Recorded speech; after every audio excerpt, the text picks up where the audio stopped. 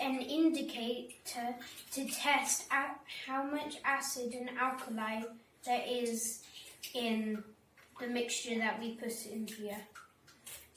Now we've whipped up the cabbage and prepared the first step of the indicator out of cabbage.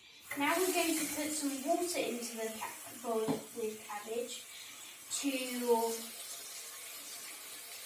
create the indicator. Now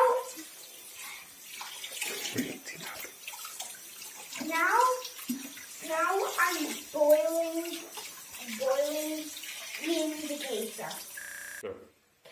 This water is purple, so it's nearly an indicator.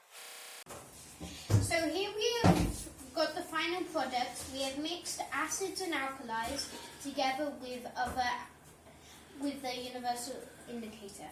So here we have mixed the indicator with sodium bicarb, and as you can see it's very green, meaning that it is a strong alkali.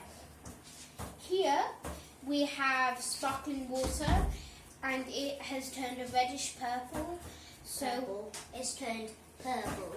So we know that this is acid. This we put an indicator with soap. So this is red, meaning an alkali.